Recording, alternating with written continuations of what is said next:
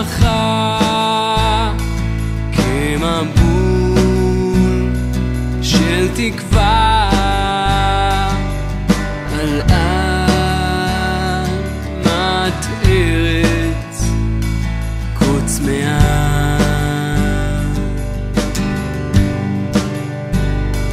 בהלל ותפילה שתשבור כל חומה. Shabbat Shalom. Shabbat Shalom a todos que estão nos assistindo, a todos que estão presentes. Que as bênçãos, as brahot do Eterno possam prevalecer sobre as vossas vidas. Amém? Amém. Amém. Nós finalizamos os 8 dias de Hanukkah. Isso foi na quinta-feira, é isso, Moré? O acendimento das velas. E hoje, excepcionalmente, eu não vou falar sobre a Parashá. Nós temos pessoas que são novas, tanto aqui dentro da casa, como pessoas que estão nos acompanhando à distância, que não conhecem sobre a festa de Hanukkah.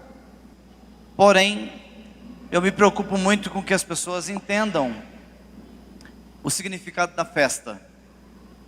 E por essa preocupação, o intuito dessa Kehilá, dessa Beit, é fazer com que nós entendamos, que nós venhamos a aprender o que significa.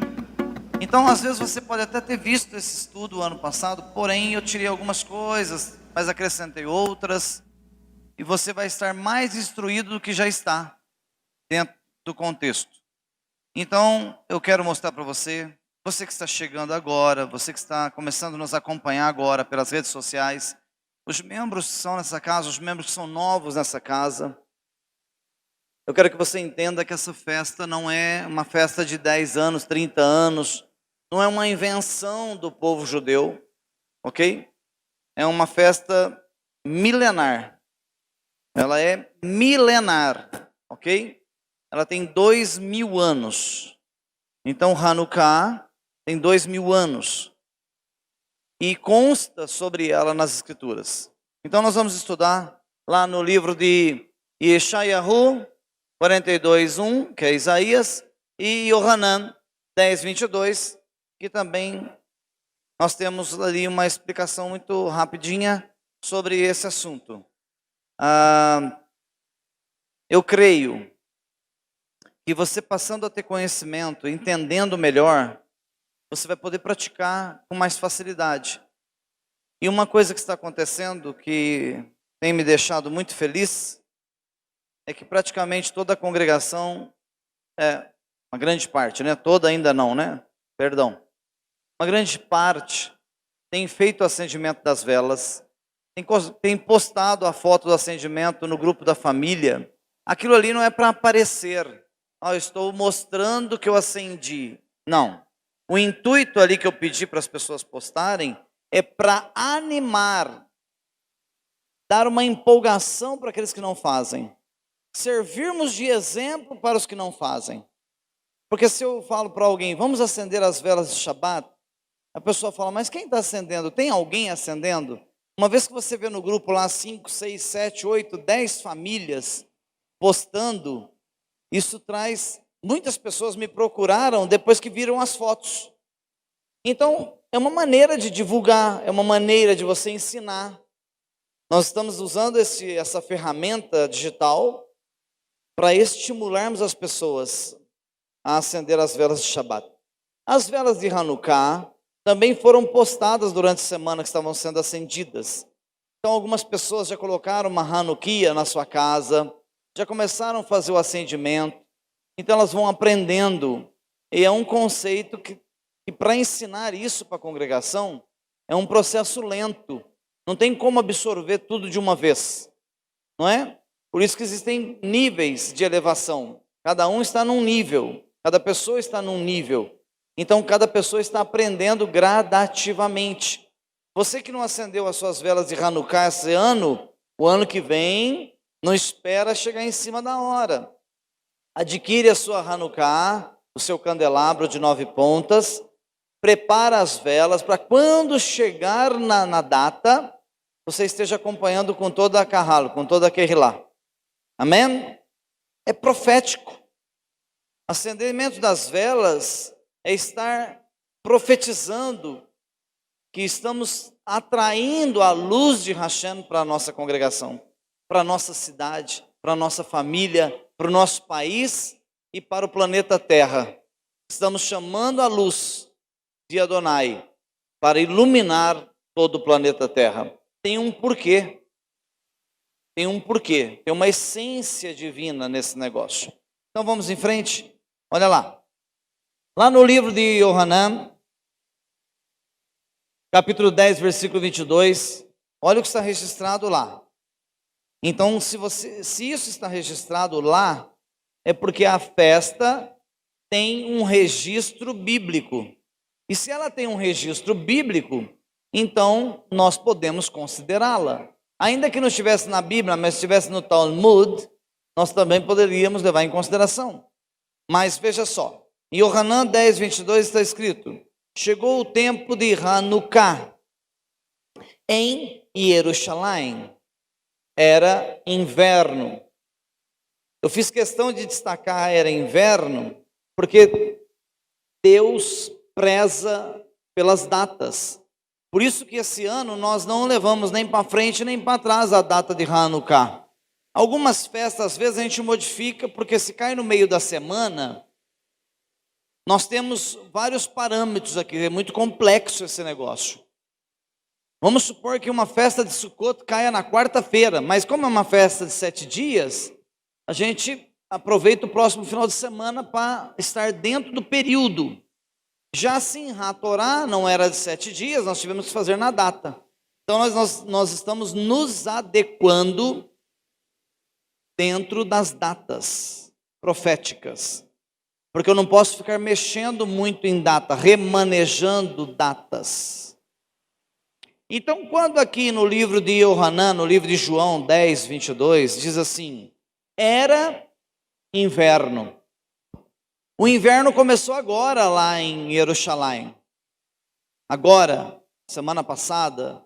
Então, entende-se que a festa de Hanukkah, quando foi escrito aqui há 2000 anos atrás, era no período do calendário gregoriano, em dezembro.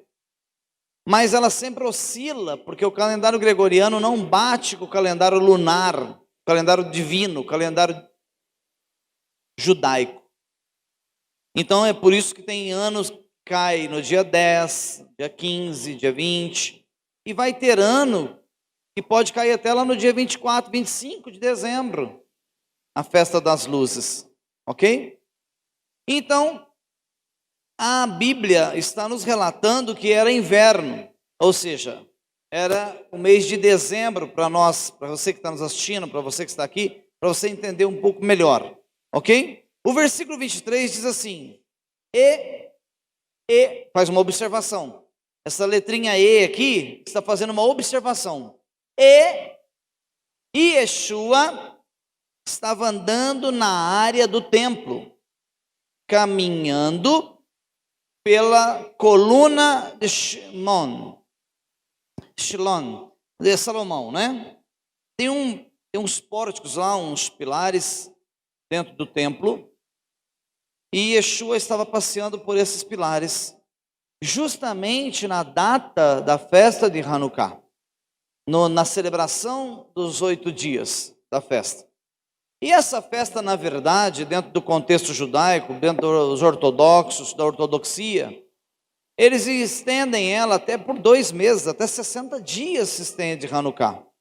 Então é uma festa um pouco longa, se comemora, se guarda, se observa por um período maior, ok? Então, biblicamente está lá no livro de Yohanan, fala que era a época de Hanukkah, Yeshua já estava no templo para aguardar a festa, ok?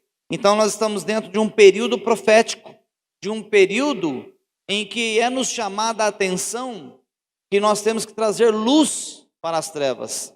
O mundo está escrito no Tanar, está escrito na Brit Hadashah, o mundo jaz no maligno, O mundo está desviado, está pervertido. O mundo está em escuridão. O mundo está em trevas. Cada vez que você acende as suas velas de Hanukkah, você está dizendo que está trazendo luz para as trevas deste mundo. Ok? Ainda que tenha encerrado na quinta-feira, mas nós não vamos encerrar. Ela é perpétua. Ou seja, próximo ano nós estaremos fazendo novamente. Então, a palavra Hanukkah, para você que não conhece, significa dedicação ou inauguração. Eu diria que, dentro do contexto, ela poderia ter, ao invés de estar escrito inauguração, podia ser reinauguração. Porque o que acontece? O exército grego-sírio, ele profana o templo. Eu vou comentar sobre isso daqui a pouco. E quando se profana o templo, o Beit HaMikdash, há necessidade de reconsagrá-lo. Então a festa, ela é um novo início, um novo princípio, dentro do contexto do Beit HaMikdash, do templo lá, o templo sagrado lá em Jerusalém. Isso se deu decorrente da vitória do povo de Israel contra o exército grego-sírio. Mas isso também nos chama a atenção porque o exército grego-sírio era muito maior do que a quantidade de soldados que o exército de Israel tinha contra o seu inimigo. Então o Eterno, ele está sempre presente nesses episódios, mostrando que você não precisa ser poderoso, você não tem que ter as armas mais poderosas, você não tem que ter o maior poder aquisitivo de dinheiro, você não precisa ser rico, milionário, para você conquistar os seus sonhos. Ele está dizendo aqui que ainda que o povo hebreu estava com um pequeno exército, a intervenção divina veio sobre a nação do Eretz Israel mais uma vez. Porque eu não sei se você sabe, mas dos povos antigos, dos povos de 3, 4 mil anos atrás, se você for procurar historicamente, se você for procurar os nomes das nações, historicamente, o que está relatado nos livros, o que está relatado na Torá, no Tanar, nações de 3 mil, de 4 mil anos atrás, se você for procurá-las, aquelas nações daquela geração, não prevaleceu, não existe mais. O povo de Israel já é um milagre por si só. Só de você olhar neles, você já vê neles a existência de Deus, pelo milagre deles terem resistido à quantidade de ataques e guerras e afrontas que eles resistiram durante esses anos, esses milênios todos.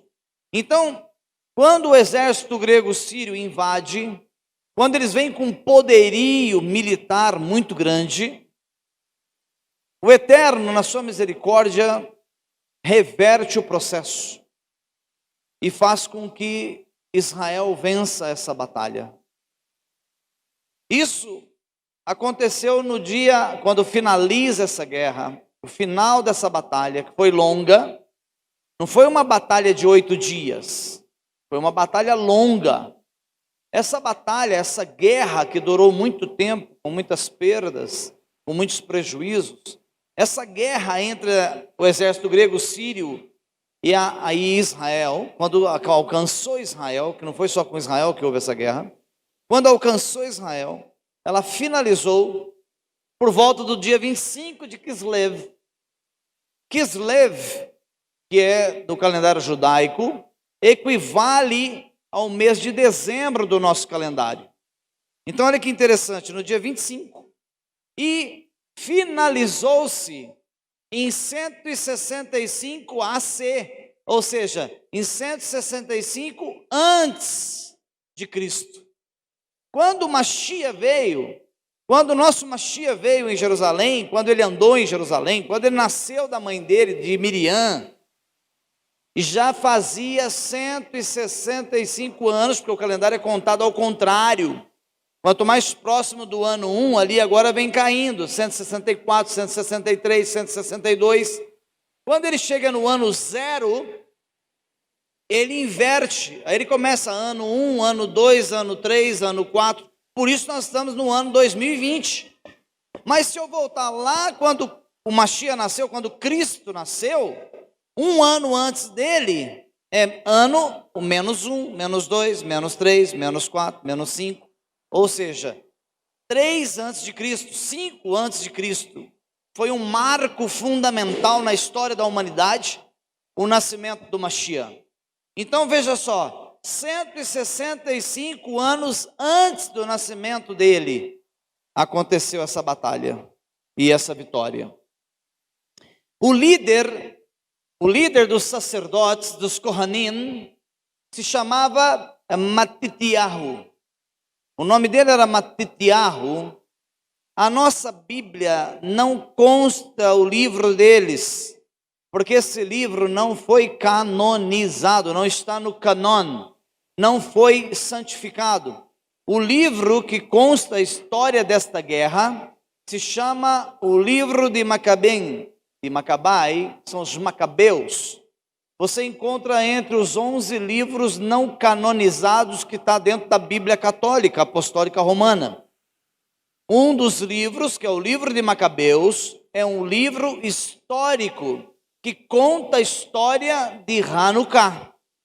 Então o chefe dos Kohanim, o sacerdote maior daquele dia, era um Macabeu chamado Matityahu. Então, se eu quero estudar sobre a história dos Macabeus e sobre Hanukkah, pega o livro de Macabeus e vai ler o livro inteiro que você vai entender o que aconteceu. O sacerdote Matityahu HaMacabai, que era o Macabeu,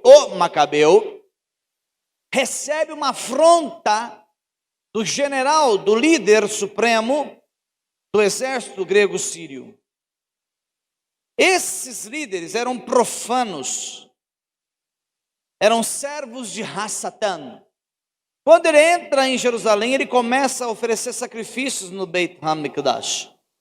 E ele chama o chefe dos Kohanim, chama Matityahu HaMacabai, o Macabeu, e diz para ele: eu quero que você, no lugar dos animais puros, eu quero que você sacrifique animais impuros.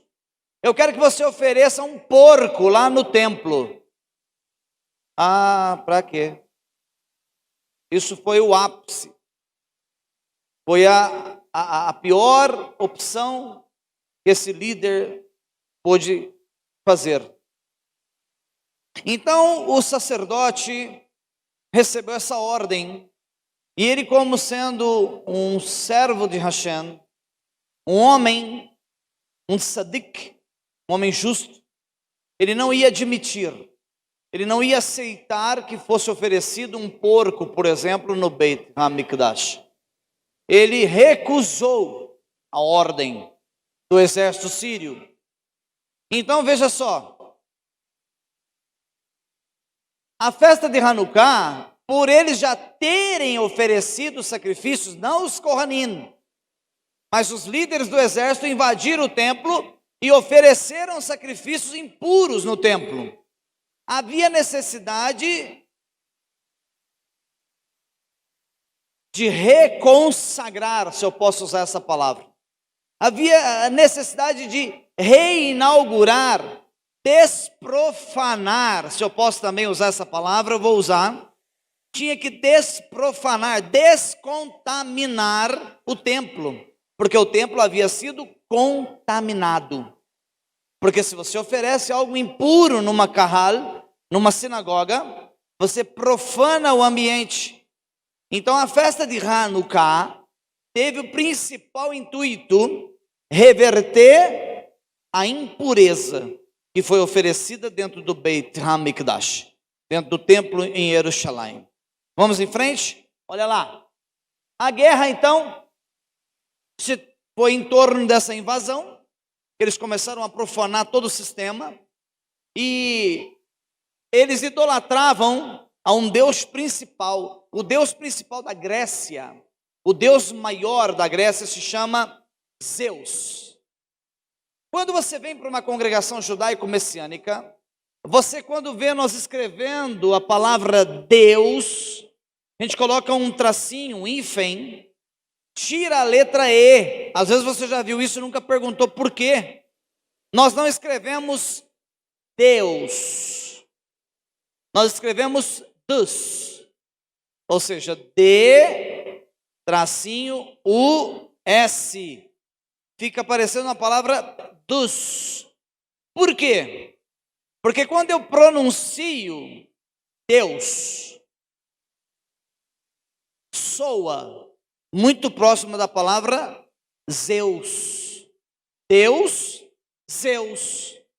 Para não haver essa confusão de fonética, nós usamos o termo Hashem.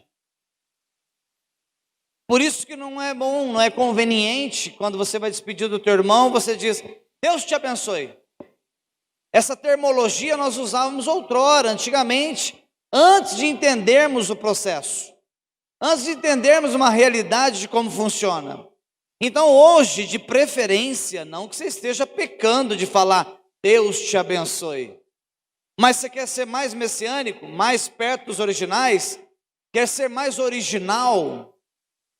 Quando você for lançar a bênção a alguém, você diz, Hashem, o Eterno, te abençoe. Porque quando você fala Deus, está muito próximo de cometer um deslize fonético, ou de ser interpretado foneticamente como Zeus. E nós não podemos aproximar o nome de Hashem com nenhuma divindade pagã. Olha como é interessante isso. Eu não posso aproximar. Nem a fonética eu não posso aproximar, profana. Então é por isso que eu sempre mando assim, o Eterno te abençoe. O Eterno seja contigo. Se alguém me manda uma mensagem no WhatsApp, eu coloco, o Eterno seja contigo, Hashem seja contigo. Eu evito, às vezes por algum deslize, eu posso até cometer o erro de colocar Tus, T-U-S. Para quem não sabia, entendeu agora porque nós não escrevemos Deus? Deus. Olha que interessante. É a partir daqui que começou a ter essa cautela toda, tá bom? O nome do infeliz, do anticristo, é o Antíoco Epifânio.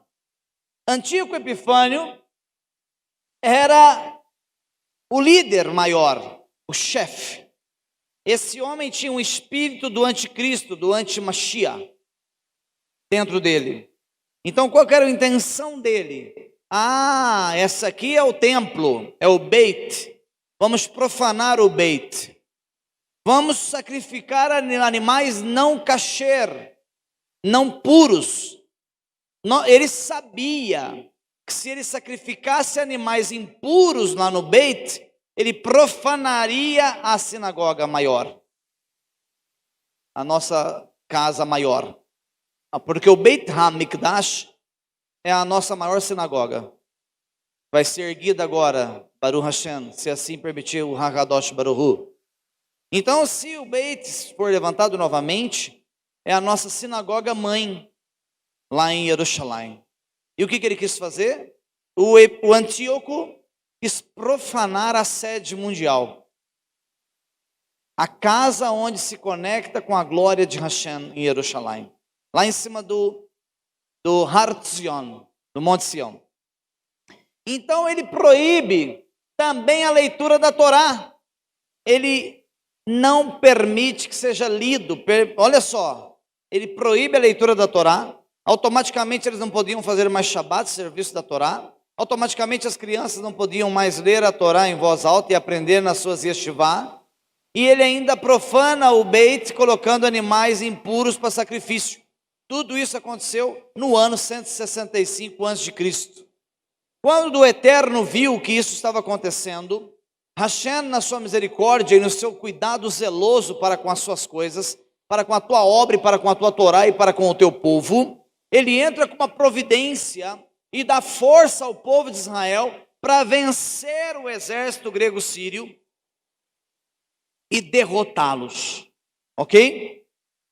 E quando ele os derrota, a primeira coisa que os rabinos fazem é correr para o templo para reconsagrá-lo, ou seja, para descontaminar aquilo que o exército profano tinha feito. Quando eles chegam dentro do templo, eles precisavam de azeite. E esse azeite é o mais puro, 100% de pureza. Ele não pode ter nenhuma impureza, porque o azeite, se ele tiver qualquer impureza no esmagamento das azeitonas, ele solta fumaça. O azeite contaminado, ele solta uma fumacinha. E não era permitido o azeite soltar fumaça. Ele tinha que ser 100% de pureza, para que quando as candeias estivessem acesas, dentro do Beit HaMikdash não houvesse fumaça, não houvesse a fumaça da combustão, da queima do azeite. Olha que coisa tremenda isso. E então esse azeite era selecionado e tinha que ter o selo do Kohanim, do sacerdote. Então eles faziam isso constantemente, preparavam o melhor azeite no decorrer do ano, colocavam em potes e selavam o poste com o carimbo, com o selo do sacerdote.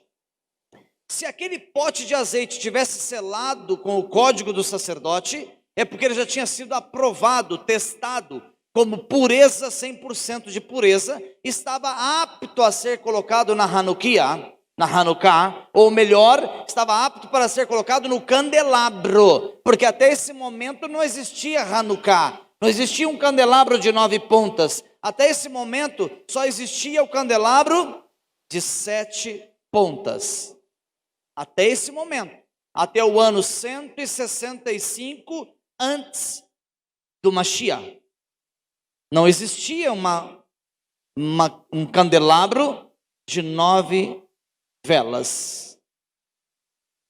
Quando o sacerdote retoma o templo e se depara com a menorá de 7 pontas, eles começam a procurar, os levitas começam a procurar, os coraninos, ou melhor, começam a procurar o azeite puro. E o exército tinha profanado, tinha gastado, tinha derramado o azeite santificado, e só havia sobrado um pote. Mas um pote de azeite só dava para um dia. Então eles disseram: vamos abastecer a menorá, vamos cumprir a mitzvah. O alvo é cumprir a mitzvah. Vamos cumprir a mitzvah. E vamos correr e prensar azeitonas e fazer um novo azeite, purificá-lo, consagrá-lo, voltar correndo para o Beit HaMikdash para abastecer a menorá. E assim fizeram. Mas o processo de colheita, moenda, purificação, todo o processo demorou 8 dias. E quando eles voltam correndo para o Beit HaMikdash, para olhar a menorá, que só tinha azeite para um dia, no 8º dia, quando eles chegam, a menorá estava acesa. O Senhor está dizendo: se você for fiel e tiver azeite por um dia só, os outros 8 eu abasteço o seu candelabro. Se a sua força for para vencer um dia só da batalha, os outros 8 dias eu abasteço o seu candeeiro. Porque se você tiver o propósito de me servir, se você tiver o propósito de iluminar, ainda que as suas forças terminem, eu abasteço os outros 8 dias. Isso é lindo. Isso é profético. Eles entram para dentro do templo E eles olham o candelabro aceso 8 dias. E nesse dia inaugura-se Hanukkah, palavra inauguração, Hanukkah, inaugura-se uma nova era, uma nova etapa. E eles pegam e constroem para si mesmos uma Hanukkah, um candelabro de 8 pontas, para nunca mais esquecer a providência de Hashem naquele dia em que faltou o azeite. É perfeito? É perfeito. É perfeito. Então, todas as vezes que você vê uma Hanukkah aqui na frente da sinagoga, todas as vezes que você tiver a sua Hanukkah na sua casa, que você colocar as velinhas e começarem a acender, você estará lembrando que um grande exército levantou contra o povo do Eterno, contra os teus antepassados, contra os teus familiares, que você é um judeu, e são os seus patriarcas que estavam lá, são as suas matriarcas que estavam lá. Quando o exército levantou-se contra a tua família, quando o exército grego sírio se levantou contra a tua família, Hashem entrou com providências e venceu o exército inimigo. E assim é o símbolo da festa de Hanukkah. Vencemos as trevas, derrotamos as trevas, vencemos a escuridão, que foi um período de escuridão, com as luzes de Hanukkah. É lindo? Então retoma o santuário, reconsagra o santuário, e nós estamos há 2185 anos, 2185 anos, comemorando a vitória contra o inimigo em Hanukkah. Baruch Hashem, não é lindo? Agora olha que interessante, lá em Yeshayahu 42:1, está escrito assim no livro de Isaías 42:1: eis aqui o meu servo, a quem sustenho, meu escolhido, diz Adonai, em quem tenho prazer. Quem é esse servo? Quem é ele? Ele é Yeshua HaMashiach. Agora olha que legal, que coisa linda. No livro de Yeshayahu, no capítulo 11, versículo 1, fala sobre a menorá e sobre os 7 Espíritos de Deus. Mas lá você vai ver que está escrito o seguinte, lá no capítulo 11, versículo 1, vai dizer o seguinte: e o Espírito do Senhor repousará sobre ele, o Espírito repousará sobre o tronco de Ishai, de Jessé. O tronco, aqui a coluna central da árvore, da oliveira. O Espírito de Adonai repousará sobre ele. É por isso que na festa de Hanukkah, nós chegamos até a nossa Hanukkah, até o nosso candelabro, nós pegamos a vela do meio chamada Shamash. Shamash é servo. A primeira coisa que eu preciso ser na congregação é servo. Eu tenho que ser servo. Então, o servo, o Eterno está dizendo que o servo maior, se eu pudesse usar, eu usaria o termo seguinte: o maior Shamash é o Shamash Gadol, é o grande servo, que se passou por filho, se fez como homem e habitou em nosso meio. Então, se ele é a coluna central do candeeiro, você vem e pega a coluna central, pega a vela, você pega a vela que está aqui no meio, e você sai com ela e começa a acender as demais. É assim que nós procedemos em Hanukkah. Está dizendo o seguinte: estamos pegando aqui, a essência, o fogo, o poder do maior Shamash que já teve, do maior servo. Estamos transferindo para os servos que estão ao lado dele, que é você e eu. Então, quando nós acendemos o candeeiro, o maior servo, Yeshua HaMashiach, está passando a essência, o fogo, o poder dele para nós. Agora, olha que coisa linda, escute isso aqui, um segredo. A menorá se transforma na Hanukkah de 8 pontas, concorda? Porém, antes dela chegar numa Hanukkah de 9 pontas, 8 é a essência dela, e 1 é o shamash. Quantos braços nós temos aqui? 1, 2, 3, 4, 5, 6, 7. Quando eu pego aqui, ó, quando eu pego o shamash, que é Yeshua, quantos braços sobraram? 6. Qual que é o número do homem? 6. Então está aqui o número do homem, 6.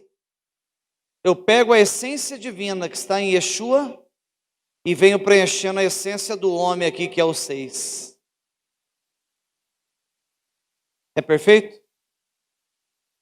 Tudo é matemático. Toda a essência é matemática.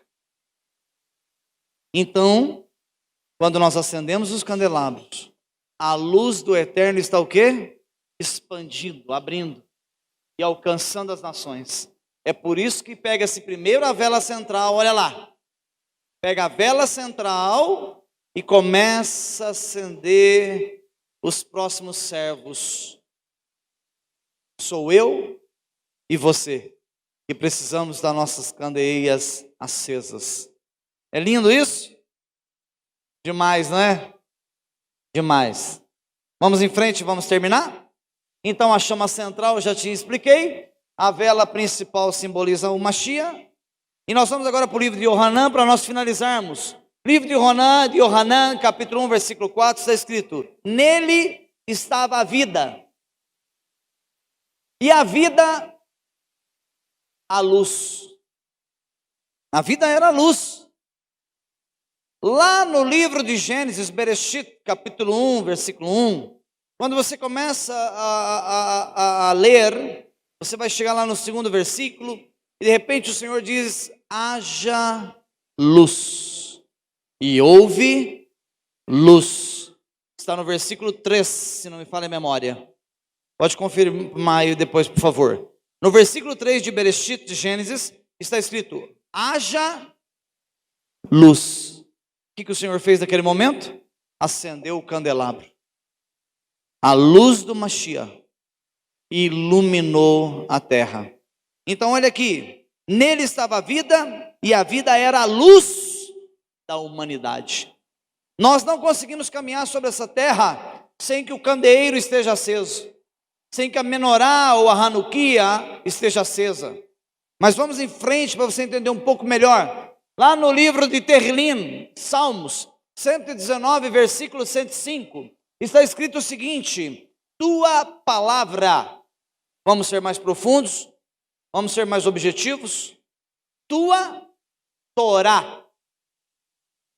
Tua Torá é uma lâmpada para os meus pés e uma luz em meu caminho. Ou seja, quando você está dando passo, o caminho já está iluminado. Você já está vendo metros e metros à frente. Você não tem medo de errar o passo. Eita, andar na Torá é perfeito. Então a Torá, a menorá, a Hanukkah, as festas nos arremetem a Yeshua. Yeshua nos arremete a Torá, porque tudo é uma coisa só, é um elo. É tudo perfeito. Vamos lá para terminarmos? Olha que legal. Olha que legal isso aqui, ó. Tem uma frase rabínica, dentro do contexto rabínico, que eles dizem o seguinte: que nir mitzvah vetorá or. Ou seja, cada vez que eu acendo uma vela, é como eu estivesse cumprindo uma mitzvah. Para cada mitzvah é como uma vela. Cada vez que eu cumpro uma mitzvah, eu cumpri a mitzvah hoje de não mentir, eu acendi uma vela para Hashem. Hoje eu cumpri a mitzvah de não adulterar, eu acendi uma vela para Hashem. Tem gente aí que está com centenas de velas acesas. Ninguém disse amém, eu acho que não entendeu. Mas tem gente que só está com as velas. Acesa não deve ter nenhuma, se não tiver cuidado, se não tiver cautela. Então não é a quantidade de velas, mas sim se elas estão acesas ou não. Cada vez que você cumpre uma mitzvah, é o mesmo peso de uma vela acendida. Permita ao Eterno que você, eu, nós, todo dia acendamos 1, 2, 3, 10 velas ao Eterno. Ou seja, permita que o Eterno nos dê a graça de cumprirmos 5, 6, 7, 8 mitzvot por dia, para que Hashem se alegre conosco. Não é lindo? Por meio de estudar a Torá e cumprir as suas mitzvot, nós acendemos uma faísca. Quando você senta, nós fazemos shiur aqui nessa casa, né? Agora está suspenso devido à correria aí. Nós fazemos shiur. Cada vez que você senta num shiur e vamos discutir um assunto bíblico da Torá, aquelas pessoas que estão vindo, estão ouvindo os temas, estão aprendendo, você está acendendo uma faísca, está acendendo uma vela, está acendendo uma luz na terra, porque está estudando a Torá. Mas eu não estou no shiur, eu estou em casa estudando lá no meu computador, no meu celular. Você está estudando a Torá? Você está acendendo uma vela na sua casa, porque é uma mitzvah cumprida. Então, são elementos que nós fazemos para a nossa ascensão espiritual. É por isso que uns vão se elevando, vão subindo de patamar espiritual, outros se elevam até um certo ponto e param, outros sobem e voltam a zero. Então tome cuidado com a sua vida espiritual, porque não sou eu quem avalio a sua vida, é você mesmo quem faz uma autoanálise, uma autocrítica. É você mesmo que se analisa e fala, estou bem, não estou bem, posso fazer, não posso fazer. Aí assim, nós vamos condicionando a nossa mente e o nosso coração para agradarmos ao Eterno. Baruch Hashem. E nós terminamos aqui. Kislev. Esse mês é um mês importantíssimo. Todos os meses são sagrados, mas ele detém algo muito interessante, que é bom que você saiba. O mês de Kislev é o mês da tribo de Benjamim. É o mês de Benjamim. É o mês da tribo de Benjamim. O único filho de Jacob, Benjamim, foi o único filho de Jacob que nasceu no Eretz Israel. Foi o único que nasceu na terra de Israel. Então o Eterno designou para ele certas bênçãos. O Mishkan no deserto foi concluído, finalizado em 25 de Kislev. Agora vem cá. Oi. O Mishkan foi feito, não foi em 165 a.C. Foi por volta de 1400 a.C. Por volta de 1400 anos antes. Ele foi concluído, o Mishkan, o templo, o tabernáculo do deserto, foi concluído em 25 de Kislev. Como assim? O Eterno programou para que a conclusão dele fosse em Hanukkah.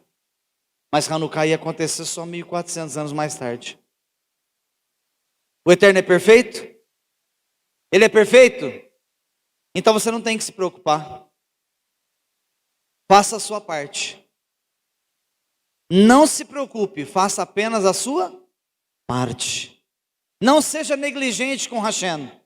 Se você for certo com o Eterno, fizer a sua parte, a sua parcela, os outros 7 dias da Hanukkah, ele vai acender para você. O Beit HaMikdash é construído, olha aqui, a terra de Israel foi dividida para as 11 tribos.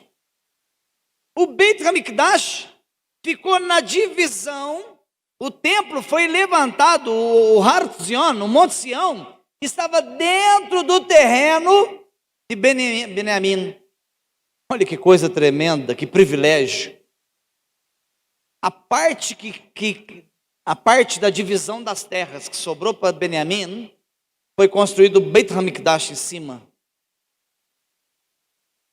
E o milagre do óleo revela que ele, combinado com outros elementos, sempre se eleva e fica no topo. Se eu pegar o azeite agora e colocar numa jarra, e eu jogar água, uma jarra de 2 litros, eu jogo o azeite lá dentro, a jarra está vazia, e eu coloco a água por cima, o que vai acontecer com o azeite?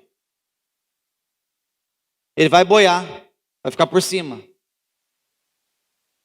Posso jogar suco, posso jogar muitos produtos lá dentro, mas o óleo, o azeite vai sempre subir. Então vem cá, vamos fazer aqui uma analogia.